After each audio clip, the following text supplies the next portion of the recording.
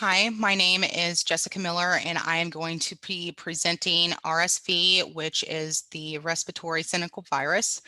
Um, whenever they told me that I needed to do this presentation, I really did not know which disease I wanted to do, so I just asked my teacher to pick one for me, and this is what she chose. I am actually pretty happy that this is what she chose for me because I got to see this whenever I was in nursing school firsthand and during my peds rotation. Um, I had to take care of a little girl that had RSV. She was about the same age as my daughter. It made me very grateful that I did not have to experience this as a parent. And it really impacted me on, what the patient really does experience whenever they are severe enough where they're hospitalized. And also, what the parents experience with it and the stress and the fears, and just to be able to see the baby go from not being healthy to better was a pretty awesome experience. And I got to see the whole thing from beginning to end because she was only in there for 3 days. But anyway, I am going to now present to you RSV.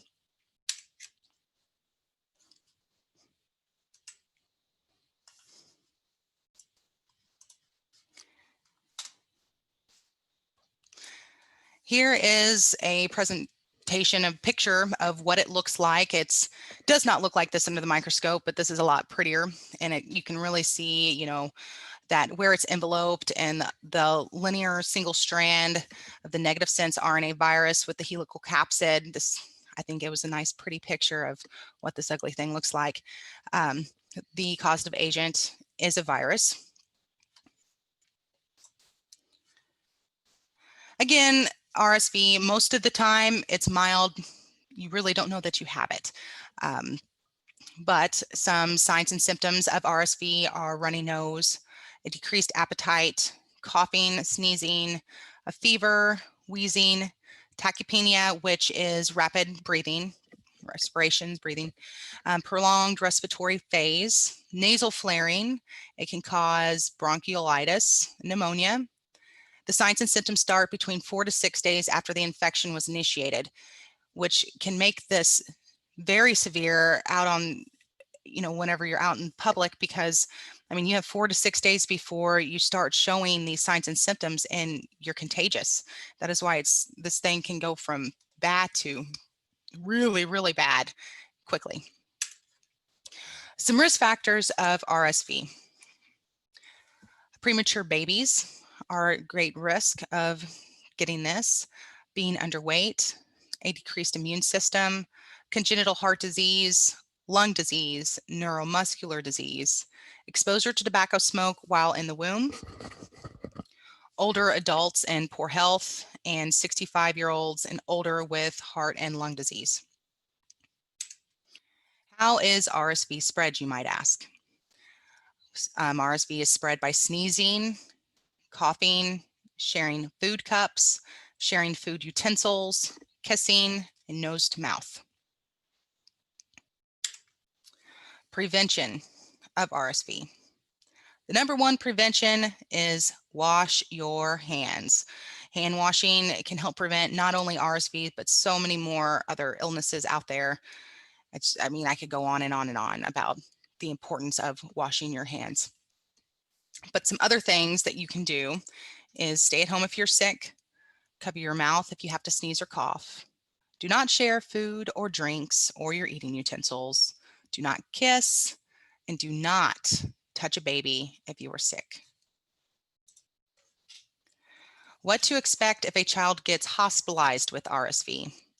I know I shared my story earlier, but here are just some tidbits of information for you. 1 to 2 out of 100 children younger than 6 months with RSV may need to be hospitalized. Again, like I said earlier in this recording, most of the time RSV is very mild. People think it's just the common cold. You don't realize that you actually had RSV.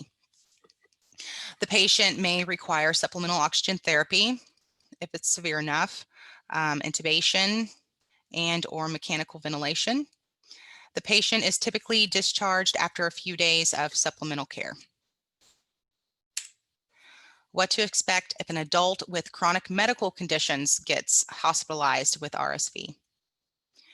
RSV in adults with chronic medical conditions may lead to secondary infections, which can be very serious. An example of a secondary infection is pneumonia. Pneumonia is more severe with patients that have asthma, COPD, and or congestive heart failure, which is CHF. Some adults may die from this due to older adults are at greater risk because they have a weakened immune system. Is there a cure for RSV? Unfortunately, there is no cure for RSV. Scientists are working very hard on developing a vaccine currently. The treatment recommendations for RSV is to treat the symptoms. So if they have a temperature, you take Tylenol, or you can take ibuprofen, Motrin. You can take cough suppressants that are over the counter.